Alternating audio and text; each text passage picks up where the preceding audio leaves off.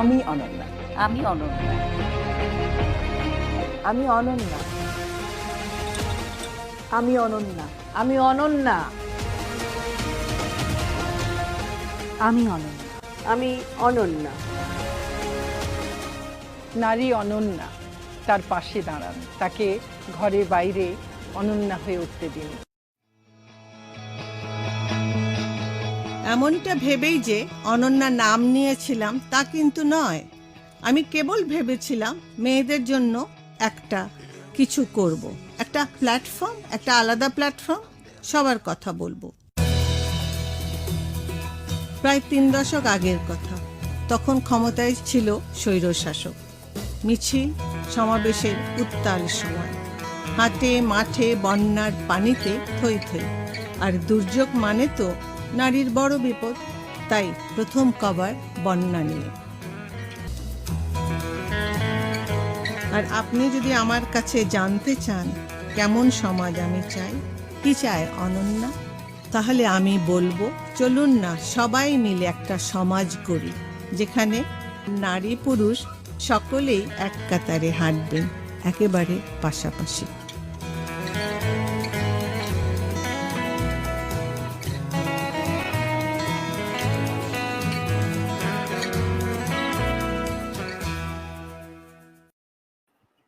Welcome everyone to the weekly Anannya Magazine's weekly program Shilpokotha. Today is our 15th episode and I'm your moderator Sadya Mizan. We have two special guests with us today. They both have very interesting journey in their creative practices, and with no further delay, let me welcome them on the screen. We have Shilpa Joglekar from India. Hello, namaste. Hi Shilpa. And Usha Seejarim from Sadya Mizan. Hello, everyone. Hi, Usha. Thank you. Welcome to the show. Thank you for making some time to share with us. I hope you both are well. Yes.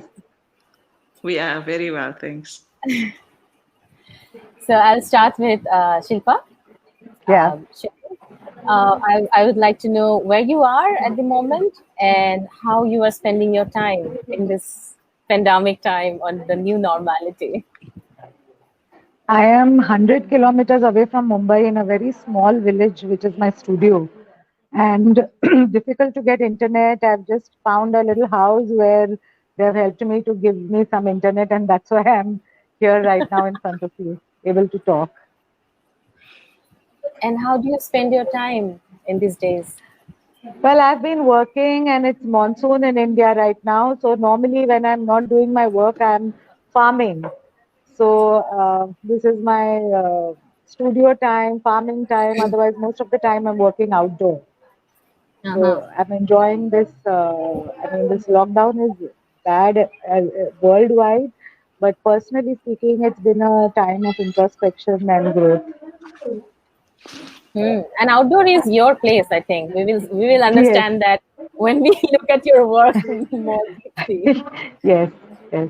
So Shilpa, you're born and brought up in Mumbai? Yes. Okay, and then you have your studio outside Mumbai. Why do you have your studio outside Mumbai? Well, from childhood, I've been a very outdoor person. The city stifles me. You know that Mumbai is such a crowded city, and I just cannot handle that rush. I need to be close to a forest, in the nature, close to the water. So 5 days in Mumbai, I'm done. I just find ways of getting out somehow or the other. True, so true. Okay, coming back to Usha. So Usha, where are you now and how do you spend your time? I'm based in Johannesburg in South Africa. Today I spent the day painting the walls in my house. In fact, I'm still wearing my overalls and my hands still have paint on them because there wasn't time to wash up before I met with you. But during the week, I'm at my studio during the day. I have 2 children that are pre-teenagers, and we're at this stage in lockdown now where things are up quite a bit. So they are back at school, and I spend the day at the studio, and then in the evening, the whole family comes together. It's been a blessing for me to go back to the studio because I struggled quite a bit when I was not able to do that, emotionally and psychologically, and in a way that was quite hard for me not to have access to my space. I mean, I personally know that you have studio everywhere. So, I mean, so how hard it was to access? I mean, I remember that we were sharing. Your son was saying, "Mom, another studio." So you have like Yes, I do. That's right. I do have a space at home, but it's not my main studio, and it's limited. It was limited in what I could do, and also I think just being locked down and not being able to get out, and being in my immediate families, we were all in each other's space, and the domesticness of the day took over. Where I didn't have the space, the time to do what I do. So you're born and brought up in Johannesburg, Usha?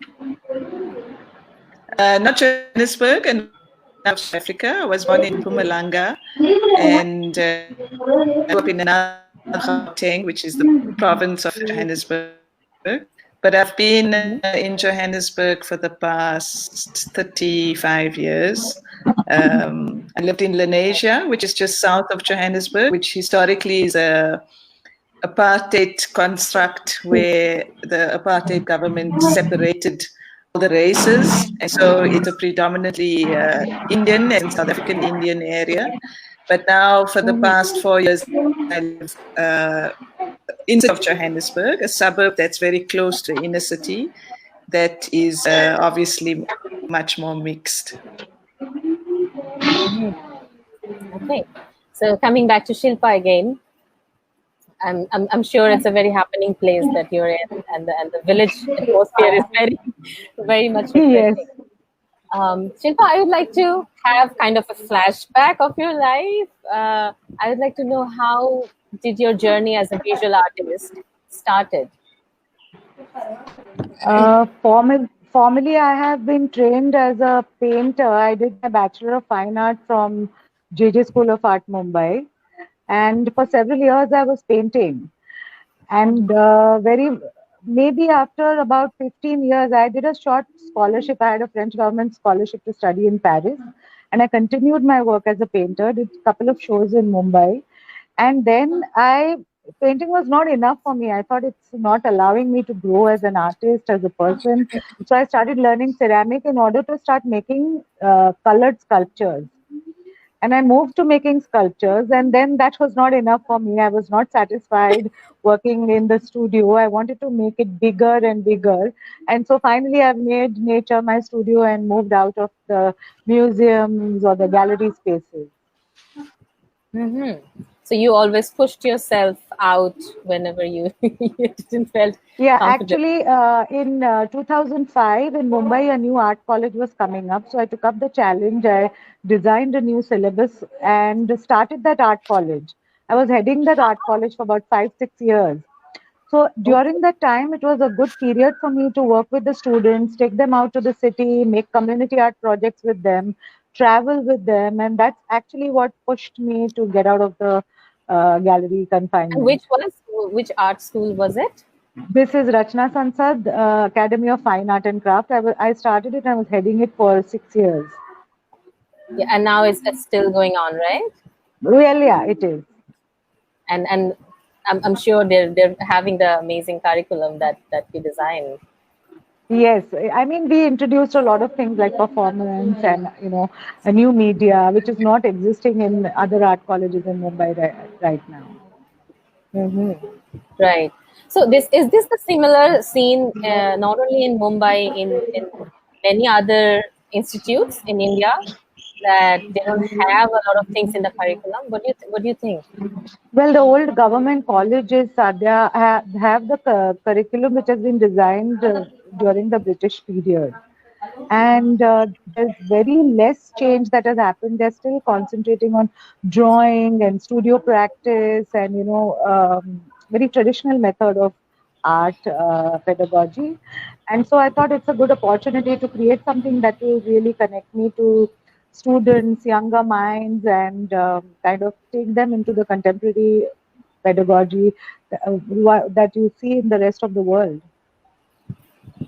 Yeah, I mean, not only you see in rest of the world, but also in our surrounding, the practice is expanding. Exactly. And then we're looking for an umbrella for mentorship and support. That is the similar thing that I see in Bangladesh also. It's all colonial hangover curriculum that we exactly, you know what I'm saying. Yeah. Yes, absolutely. Okay, Usha, so from you, what is your life flashback? How did your journey as a visual artist started? I think as a child, I was always interested in creative things, and within the limits of what we knew art to be. I mean, crayons and watercolor paints and whatever. I did what I did. While I was at school, my school did not offer art in the year that I was there, so I joined a part-time school in Johannesburg on Saturdays, which was called FUBA. It's quite a historically relevant institution because it was formed to give access to Black artists, because art education was non-existent in the Black schools. So I attended there on Saturdays, and then when I finished school, I studied formally at university. Like Shilpa, I straddled art education and my art practice for quite a while. I did not run my own school. Well done on that. But I worked for a number of NGOs, teaching art in communities, in schools. And for a long time, I've been straddling these two lines. A few years ago, I decided that I'm going to solely on my practice and be a bit selfish.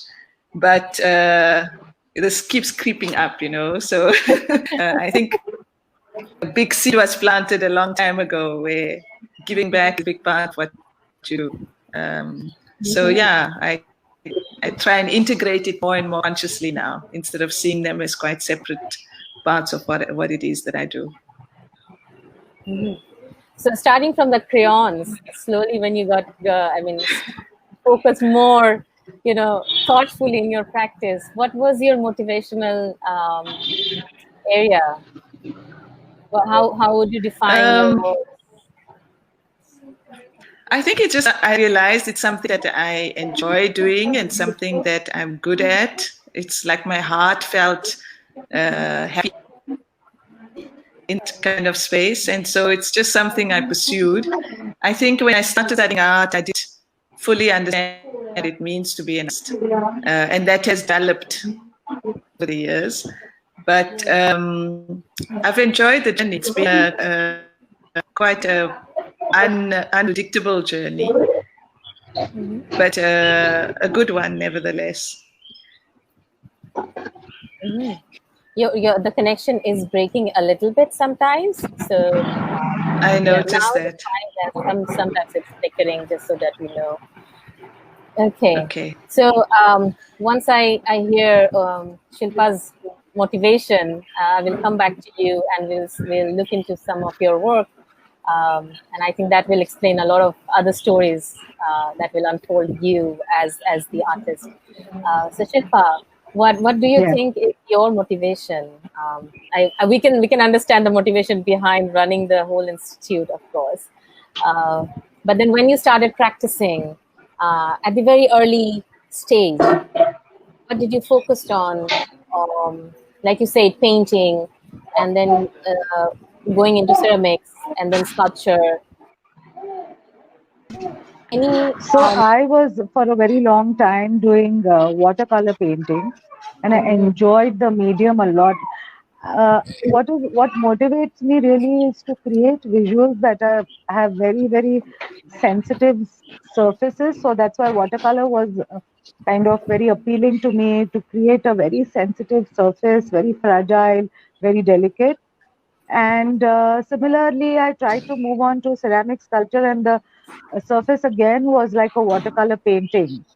And then I started choosing my materials or found objects or things that would really kind of help me to get in touch again with that sensitive, fragile surface and match to my concept and content. So probably that was my motivation to start looking at everything around me, finding that fragility what we have experience all the time in our human existence, and something that keeps connecting to the past, the past to the present.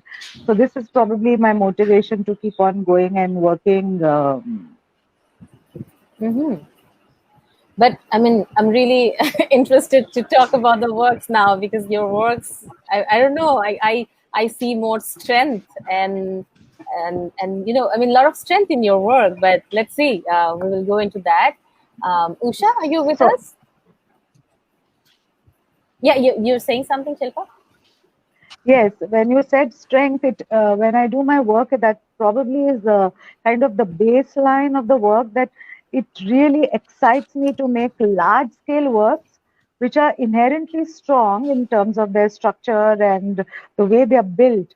But visually, they kind of look very subtle, fragile, or delicate, or feminine, or that's probably the one line story of my work.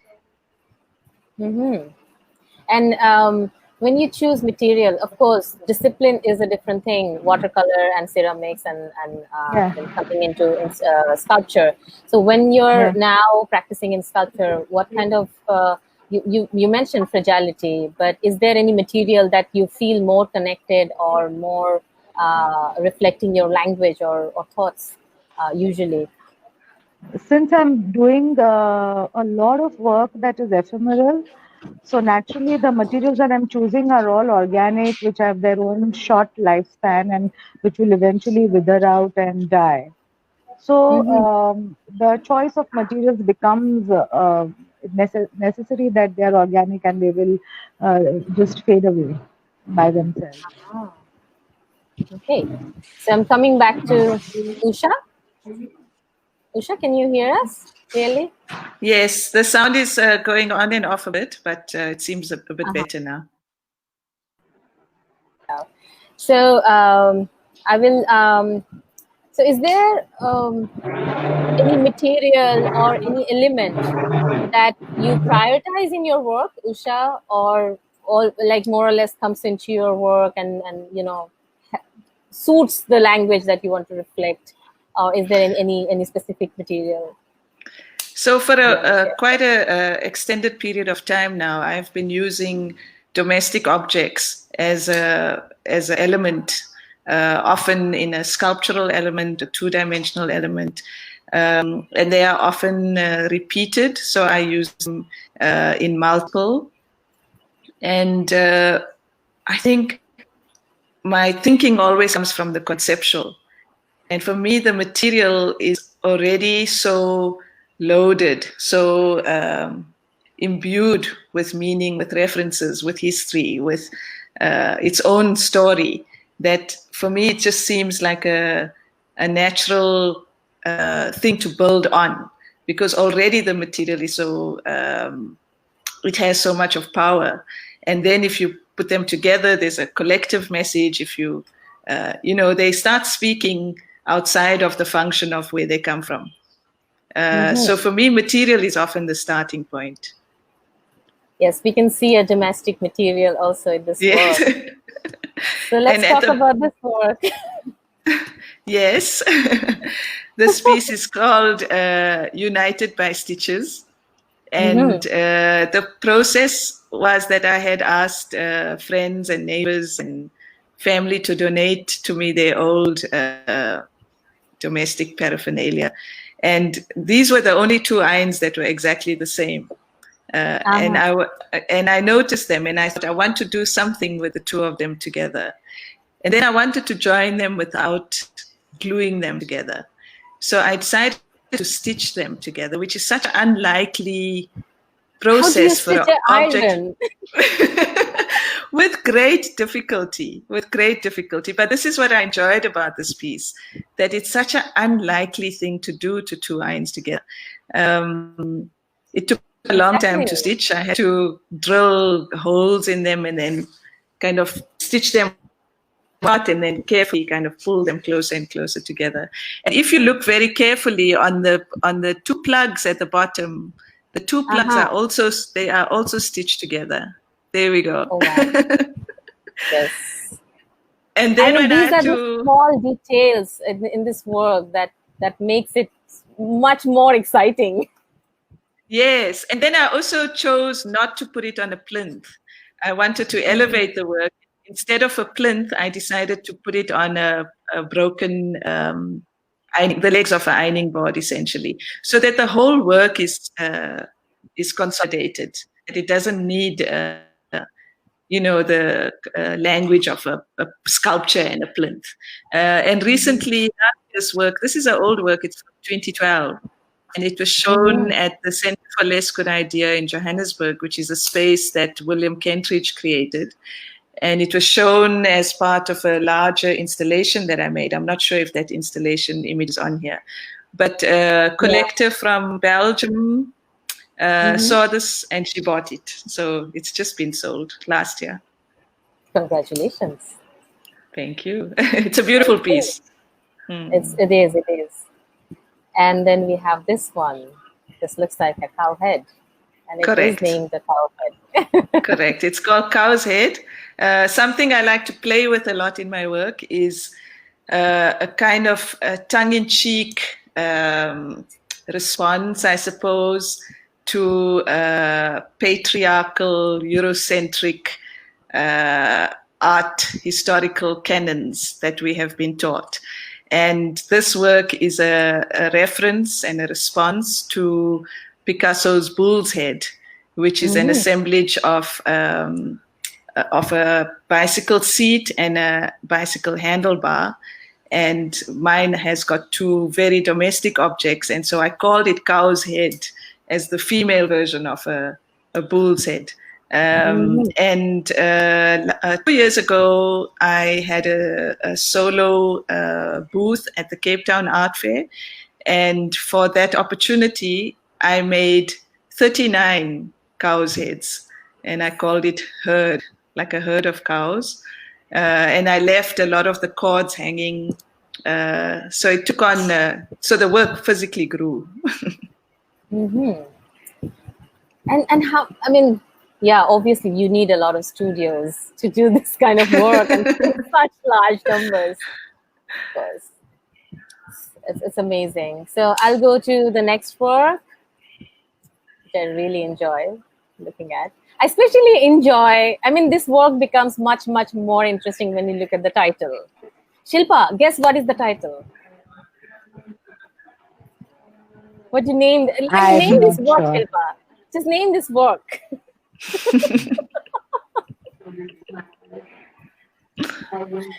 We should have this quiz in this program. Name this work. I was like so happy to see the name. Three Sister-in-Law. Oh. Let's hear about it, Usha. Wow. This work happened quite intuitively. I had a packet of bangles lying on the floor, and I had these 3 brooms, used brooms, and I was just being very playful. And I started threading the bangles into the brooms. And so, you know, often when something is working, you can just feel it. Like there was like, okay, something's happening here, you know. And so I just continued. And when they were all filled, I was like, that's a complete work, you know. That was like the easiest work ever. But when I thought about what was happening here, I named it 3 Sisters-in-Law, because I thought about the bangles, like the function of the bangles and how it relates to being married, and the domestic setting of in-laws living together, and how 3 sister-in-laws are bound into this relationship without being sisters, without being blood, but that this is a relationship that that is so close. It can be constricting, but that it's something that you are there, you are bound together. Sure. So how did you felt after this? Like, I'm sure you spent a lot of time only sitting there thinking like, oh, I spent so much time on other pieces and it just happened. What do I do now? Where do I put my hard work? It's something I've had to learn, actually, because I think often, I don't know if it's an artist thing or if it's a woman thing or a female thing, but we often feel like if you haven't put in enough work, it's not right, you know, or like if the work is too small, it doesn't show enough effort, or that there has to be something that shows the labor of it. And particularly in some of my other works, they're so labor intensive, and labor is such a big part of the work and the concept and the subject. But I've had to learn also that sometimes these magical things happen quite quickly, and to trust. The process of learning for me has been to trust the instinct and work more and more intuitively, and not so much pushing the technical side of it, but to trust that instinct.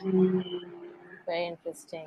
So I'll come to your labor-consuming works again later when I see Shilpa's labor-consuming works. Shilpa, how about that? Let's look at your works now.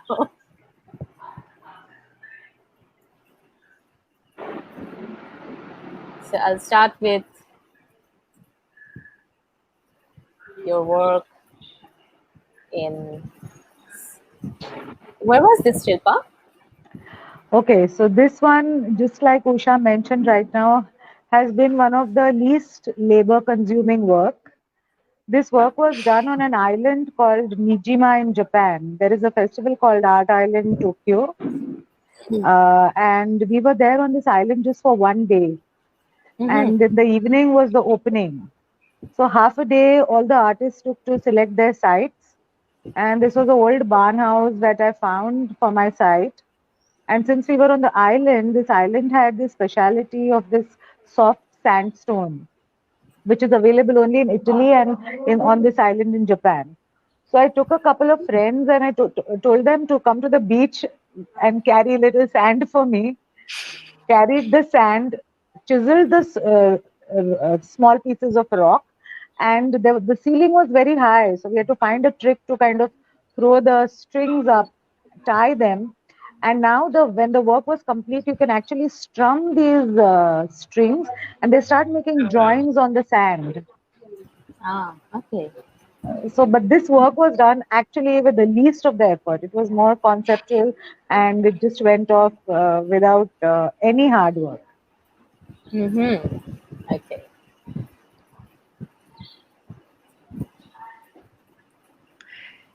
Shilpa, is there a reference to, I'm not sure what it's called, but when they construct buildings, there's a cone-shaped plumb line, thing. yes. The balance line. I was very intrigued that the plumb line moves and then finds the center. But yes, here it actually started writing on the sand. So I called this work Sutra, which meant that there are stories of the 7 islands. So I put these 7 mounds of sand. Thank you actually, for bringing the video this up, was Usha. more interesting. Yeah. Yeah, you're saying this work was actually more interesting? No, the videos look interesting because you can actually see them moving when you strum the strings. Nice. And this is your school, Shilpa? Yes, this is the Art College, JJ School of Art. And this exhibition, they invited artists who graduated from 1981 to 1989. So I was the last batch who graduated in 1989, and we were invited 20 artists to come and exhibit here. So I really enjoyed this opportunity because this is a World Heritage site, this place, JJ School of Art. So it's an amazing architecture to this building, and this room was my classroom for a few years. So I made a big installation in the classroom. And what was the story behind this installation? This is the This installation, right? this is the installation. Well, this is the process. I've given some images of the process. Yes. This work was called Resurrection, which Uh-huh. meant that when a moth kind of leaves its cocoon and just flies away, it's kind of a transformation, it's a new life. So for me, it was like women who are facing domestic violence. So all the red is coming from that violence. And I'm not just saying it to make some social statement. I've personally gone through a lot of difficult times, and so I just felt the need to make this work.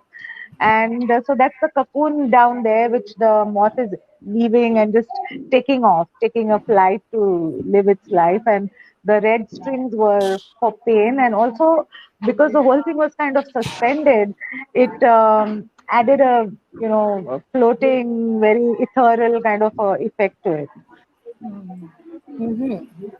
So I just want to shift this conversation to another aspect of it.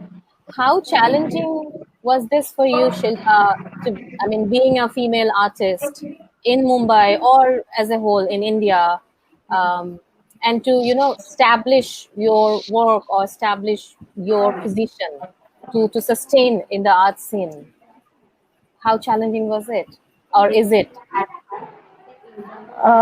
Personally speaking, Sadhya, because I do not exhibit so much in the gallery or the museum spaces, and most of my work I have done is out of India. Mm-hmm. So I haven't really faced those kind of challenges.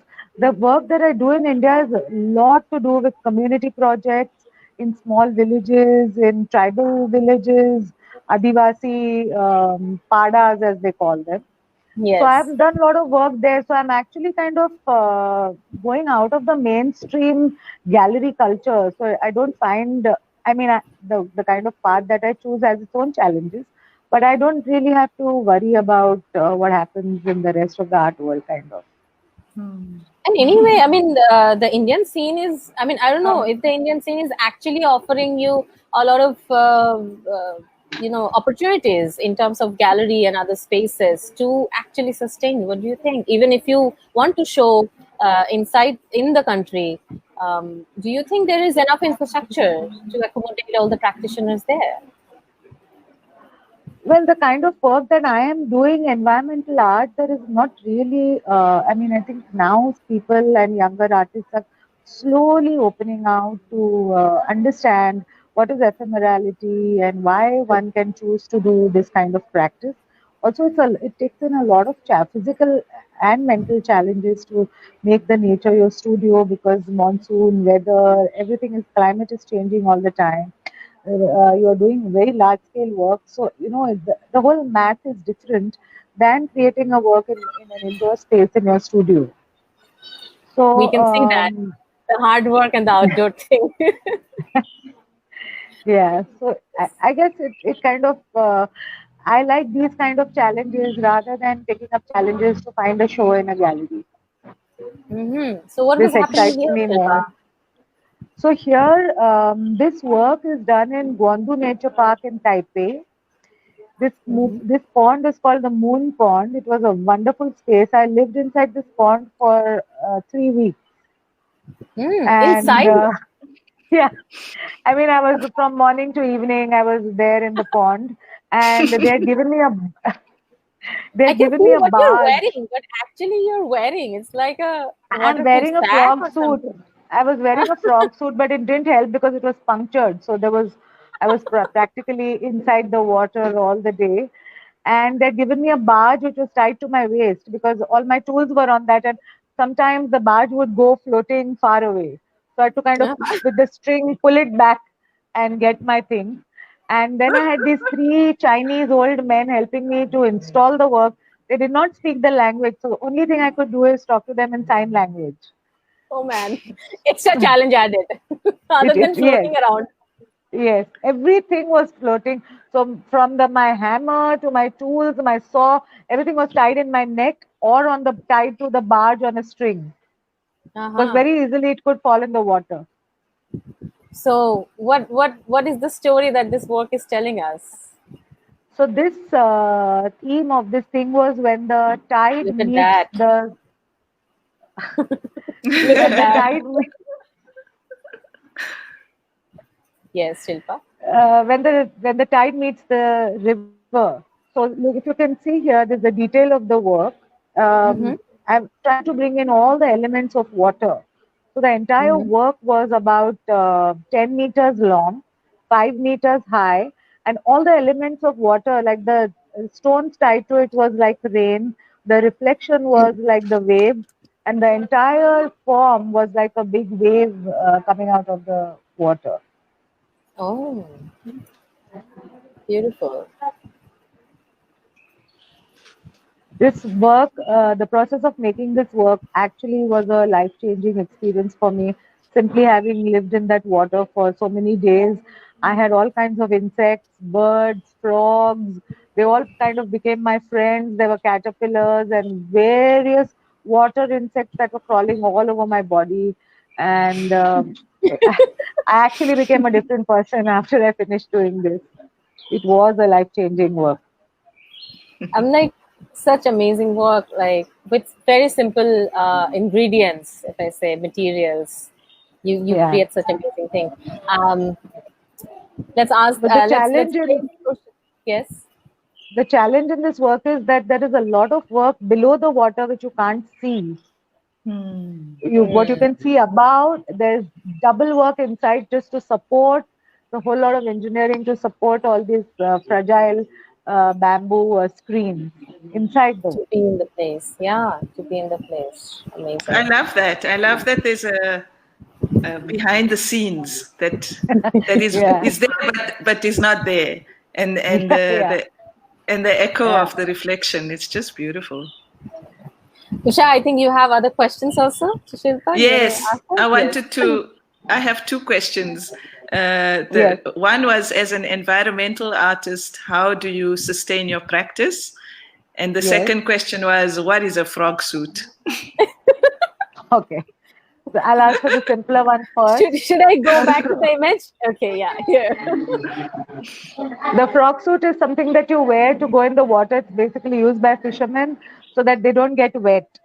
But because I'm not such a tall person, when I used to bend, the water was coming to my chest. So from the frog suit, all the water would go inside. So it actually didn't make sense for me to use it. So it's got nothing to do with frogs. It's just called a frog suit. Yes, that's right. Maybe you can stay in the water like a frog or something. Okay. Yes, perhaps. And the second question, how do I survive being an environmental artist? Well, there are a lot of projects now after putting in a couple of years of practice where I get invited, and they're really well paid, Usha. They help me to kind of survive. There are places in palaces and museums, especially in, people are inviting me to make work in ponds for some reason. So I've done a lot of more work in the water, and yeah, those kind of projects are well paid.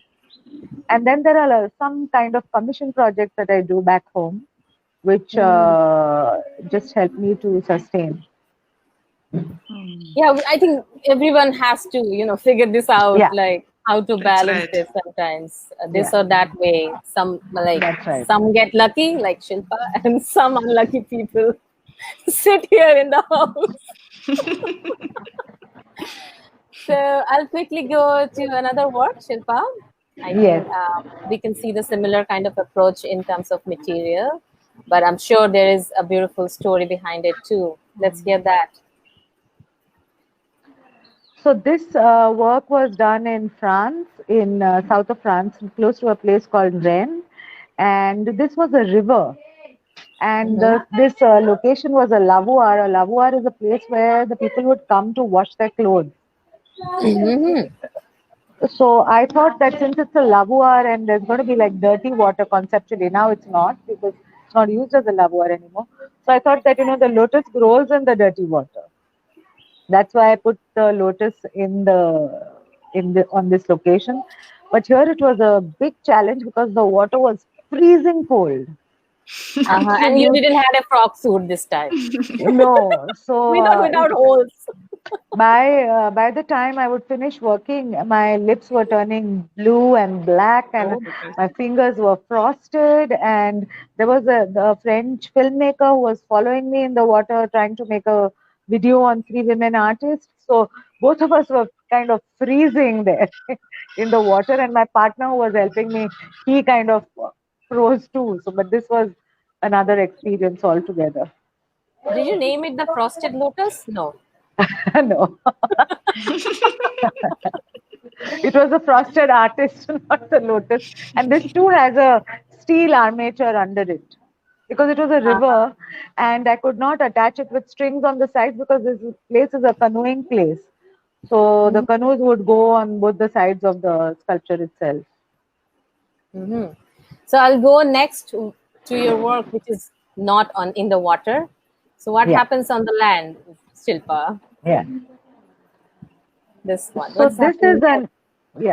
this work is an example of where I got invited by the Ministry of Tourism in Taiwan, and this is a tourist park, and they wanted to do something where the people can come and interact with the work. I like to make works which are, where people can directly interact and it becomes like an immersive experience.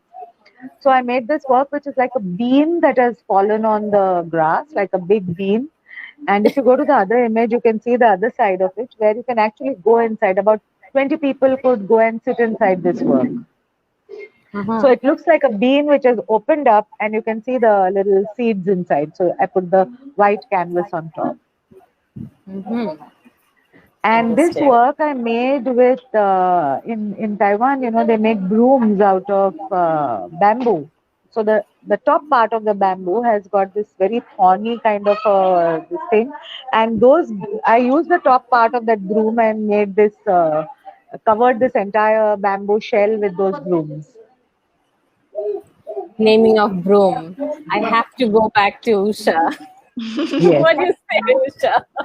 I was like, brooms, hello. Yes, hello, I'm here. I was like, wow, we're just connecting to the right point. So I'll come to the other element that I really, really love about Usha's work. So let's talk about the broom work first. Usha, what do you say? Go for it. Let's go Let's there. hear about it.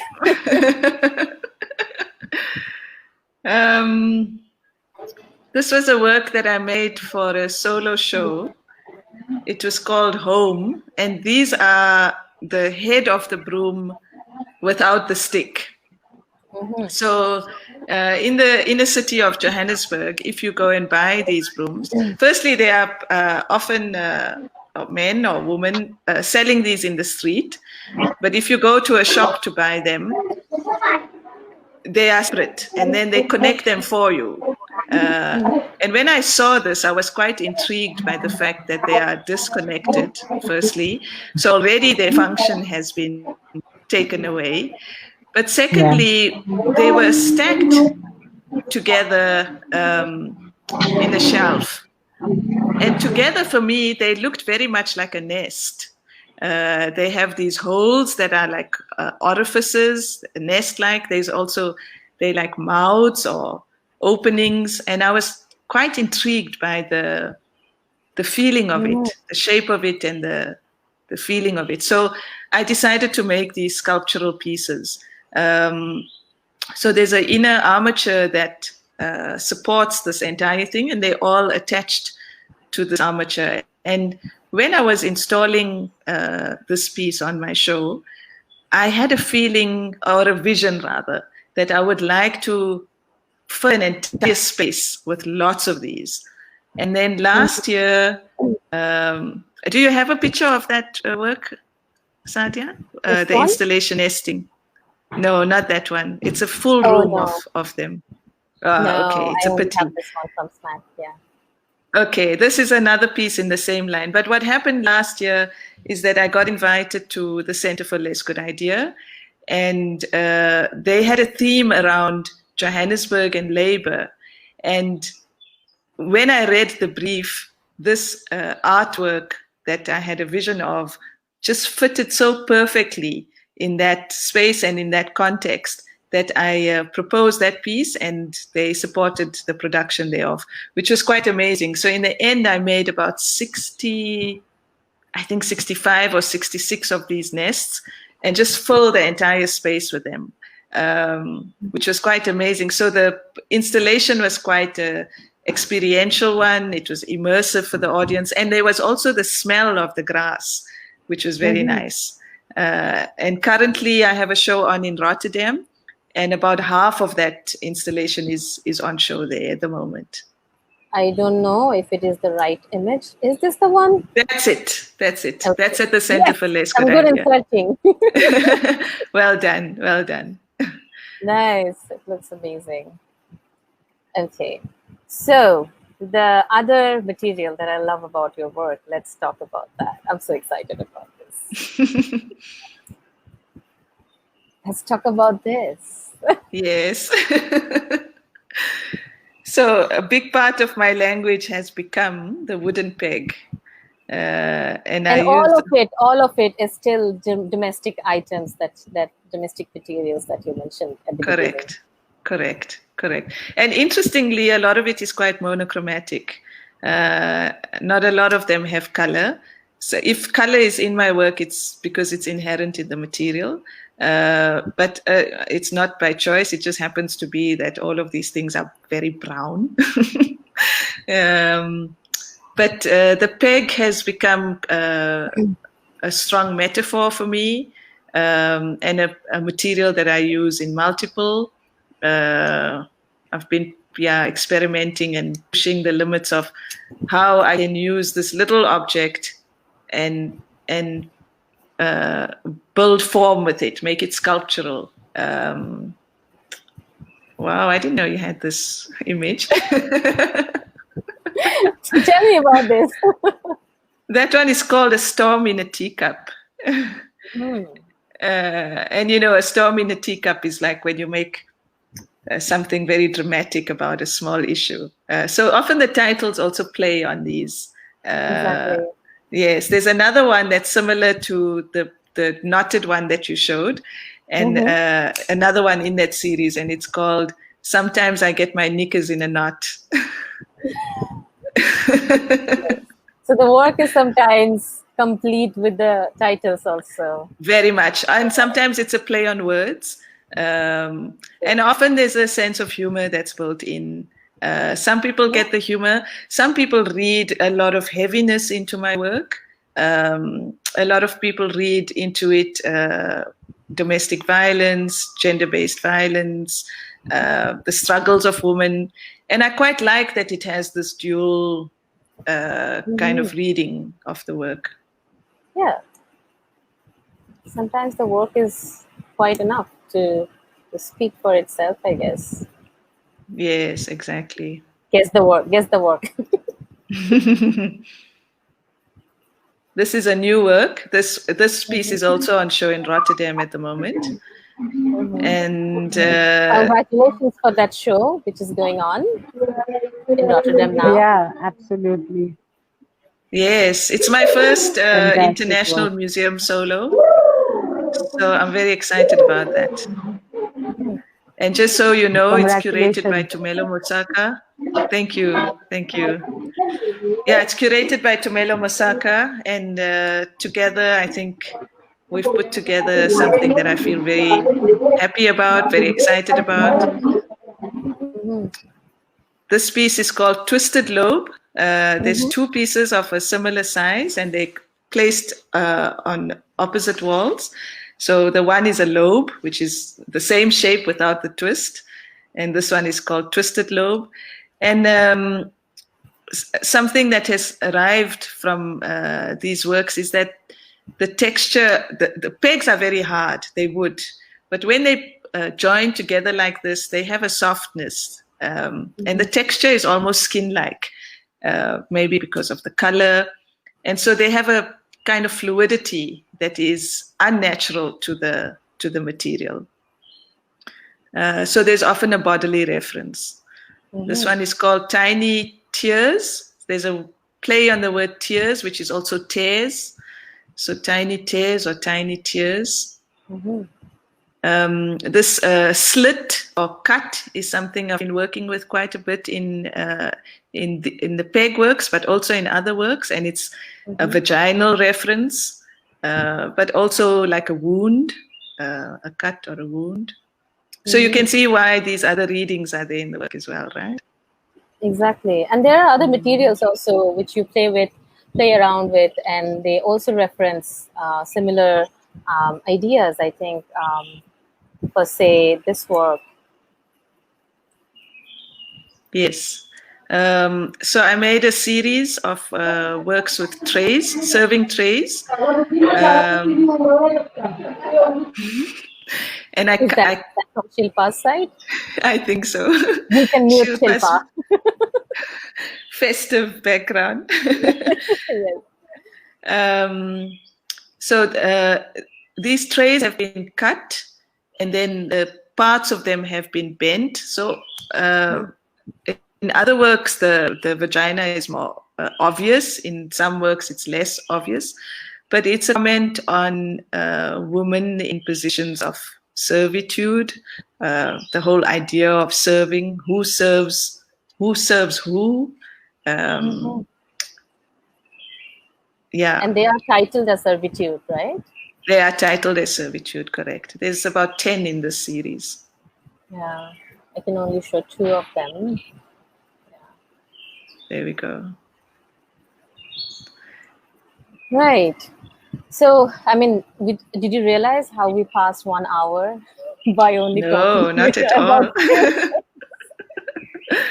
Not at all. So, I will almost go to the end of this conversation by asking Shilpa again, coming back to Shilpa, what do you think as the new normal future that we all are maybe discussing about, suddenly this pandemic, and especially when I think your work is more outdoor and with a lot of people. It's not something that you can do solo, right? You obviously need a community with you. And the social distancing, the sudden presence of social distancing and everything, the new meaning of community gathering. How do you see the new normal in terms of your practice? 2 parts to this question. First part is that many of my works I do alone. Even though they are so big, I don't have a team. No, not the team, but you need those friends to collect the sand, and give you the well, frog bag. those are like 1-day work, so there are exceptions. Okay. But I mean, a lot of the work has started very slowly at a snail's pace. In fact, in Taiwan, one project is going to begin very soon. But international travel and everything is difficult. So it's pushing artists like us to make digital work, do work indoor in the studio. So I'm kind of reviving, going back to my painting. I've done a couple of animation works, which I'm really enjoying doing. So yeah, it's a kind of a new self-discovery process like the rest of the world. Mm-hmm. Right. So, any notes? Do you think for the new future? Do you have any footnotes for the future? Footnotes in regard to the current in scenario? regard to this, yeah. Well, I think that each one of us has to take responsibility to be safe so that we don't spread the virus, and emotionally, most importantly, we need to be stable. That will change everything. So, Usha, I just want to go a little bit back, Usha, coming with the same question that you had to Shilpa. How do you figure out your sustainability in terms of your practice, and then how the pandemic has affected, whether it has affected the sustainability or the whole practice? Mm. Well, as an artist, sustainability is always an issue, and I have erratic income. Sometimes there's a lot of sales, sometimes I have a nice big commission, and sometimes it's very dry for very long. The lockdown took a big knock on my work. I had a year planned of travel. I had this show in Rotterdam. I had 3 other big international events. Thankfully, none of them have been canceled. They've all been postponed. So, I mean, the first few months were very difficult. There was absolutely no income from my side. And I mean, as artists, we're kind of used to that. You know, we know how to make your money stretch when you have money, and kind of manage opportunities and so on. So it hasn't been easy, but I do have a gallery for the past 2 years, and that relationship is going very well. And I'm also not fully dependent on the gallery because I am proactive in my own career and my own path. I have a quite fortunately built up myself as a public artist. So I make a lot of public artwork, and those commissions carry me quite far. I do some teaching on the side. So it just depends what's happening when, you know. And I think what I've learned is to know that nothing stays where it is. You know, things are shifting all the time, and there's a flow, and there's an ebb and a flow, and trust that everything's okay. So the new future that we are so worried about is going to be okay. So we are all hopeful for that, I guess. Yes. We are, and I think for me, if like you asked Shilpa, what is a footnote? If I have to say what, I don't know what the new normal will be, but what I hope that we have learned from this, my strong desire is that as a species, we have learned that what is so important is our connectedness with each other and our interconnectedness with nature. Often, I think as humans, we see ourselves as separate. We want to fix nature, but we are part of nature. You know, there isn't a separation. And if there's one thing that we can take away from this as a species, human race, is to acknowledge interconnectedness and understand that that's where the solution lies. So that is my hope for the future. And if we can get that right, it will filter through everything else, you know. Absolutely. So well said. Absolutely. Thank you so much for this lovely ending narrative, Usha. Yes. Thank you, both of you, for making time and sharing all these lovely stories about your work. I'm sure there will be more and more work, and we can come back again together to talk about other beautiful narratives together. Thank you. I want to thank you to bring Me us too. together, connect us together. I enjoyed Usha's work. So thank you, Sadya. You beat me to it, Shilpa. I wanted to say, you're my hero, man. I mean, I love your work. Everything that I saw was so impressive, and I look forward to following what you do and hopefully meeting you at some point. Same here. Yes, absolutely. Yes, absolutely. Yes. Absolutely. And Sadya, thank you. Community. Yes. I'm really happy. I'm really glad to see this connection. And thank you for this platform from Anannya Magazine, who help us to make this happen, to make this community together. Thank you, both of you. Thank you. I say goodbye here to you and yes. to all the audience that they have been all the time with us. And there are lovely comments that you can read later on in the video. Thank you so much. Take care. Thank you. Thank you, everyone. Bye. সবাইকে অনেক অনেক ধন্যবাদ পুরো সময় জুড়ে আমাদের সঙ্গে থাকার জন্য। আশা করি আগামী শনিবার আবারও দেখা হবে আপনাদের সাথে, নতুন কোনো গেস্ট নিয়ে আমরা হাজির হব।